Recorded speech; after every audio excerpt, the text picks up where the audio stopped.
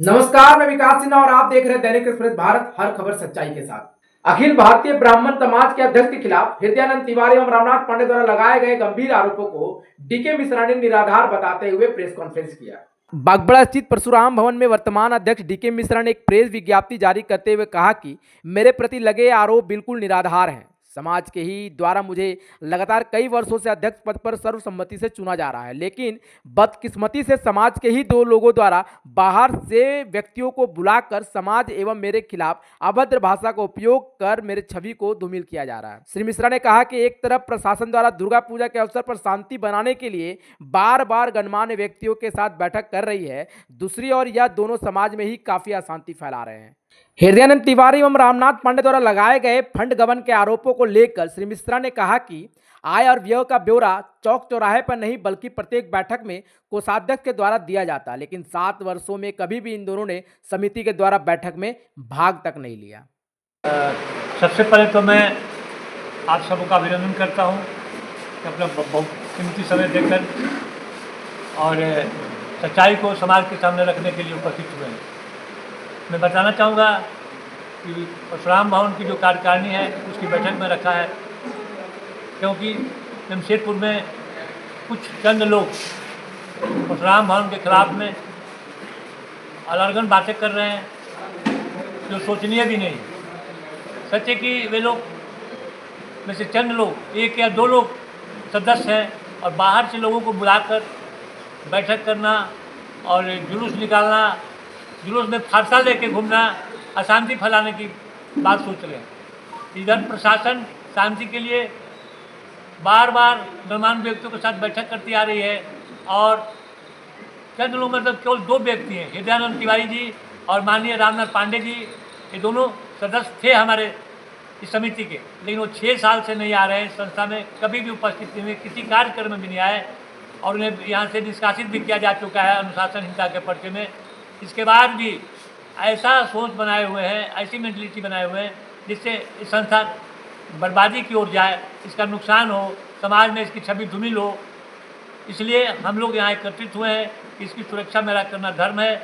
हम लोगों ने, हम ब्राह्मणी परिवार अपने शरीर का एक बूंद से इस संस्था को सींचा है।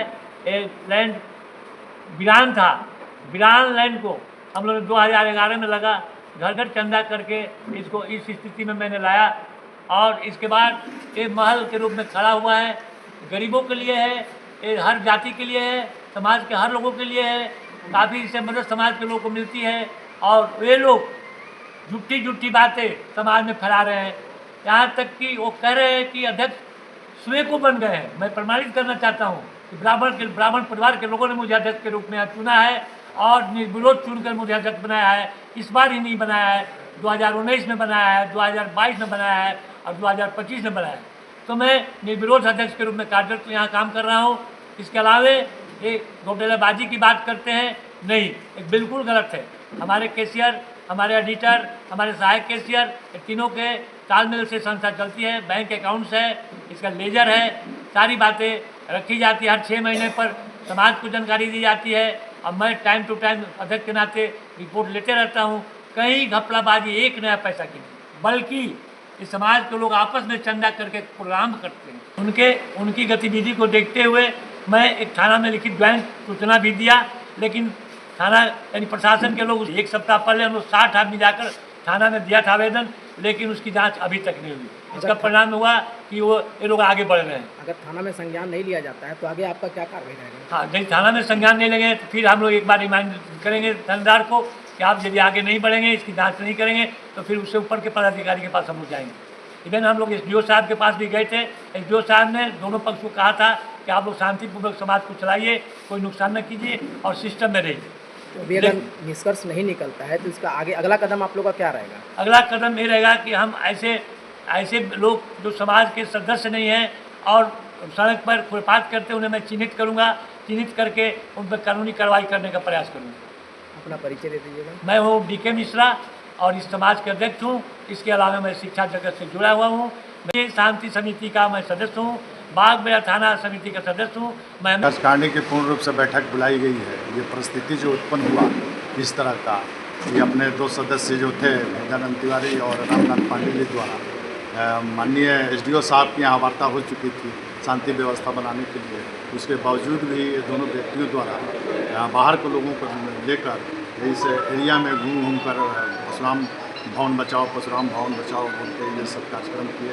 उसी को लेकर हम लोग आज कार्यकारिणी की बैठक किए हैं हम लोग, और इस बैठक में सभी लोगों ने अपना विचार दिया कि आगे हम लोग को क्या करना चाहिए। और जहाँ तक ये दोनों व्यक्तियों की बात है, जो भी हम लोग कार्यक्रम 7 वर्षों से उन लोगों की स्थिति यहाँ नहीं है, हर बार सूचना दिया जाता है लेटर के माध्यम से। पर्सनली भी जाकर हम लोग बोलते हैं, वो लोग आते नहीं हैं। और इस तरह का हमारे परशुराम भवन पर प्रत्यारोप लगा रहे हैं, ये निंदनीय है। इसी को लेकर हम लोग आज यहाँ अपना परिचय दे दीजिएगा। हमारा नाम हुआ बिमलेश उपाध्याय, अखिल भारतीय ब्राह्मण समाज बेड़ा का महामंत्री हूँ। हम अपने दोनों साथियों से आग्रह करेंगे कि इस तरह का विद्वेष समाज में न फैलाएं। जो भी शिकवा गिला है वो आकर के समाज में बैठें और बैठ करके अपने शिकवा गिला को दूर करें।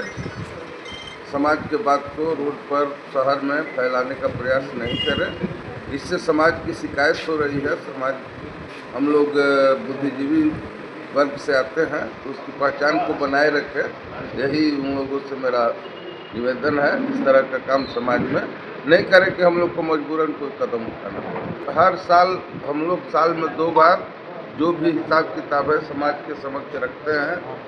एक दशहरा के समय पूरा लिस्ट लगा दिया जाता है हिसाब किताब करके कि ये आय है और ये व्यय है। ये आरोप प्रत्यारोप लगाया जा रहा है, लोग को लेकर के गलत मैसेज शहर में फैलाया जा रहा है। ऐसी कोई बात नहीं है। अपना परिचय दीजिएगा। मैं कार्यकारी अध्यक्ष ब्राह्मण समाज मुन्ना मिश्रा।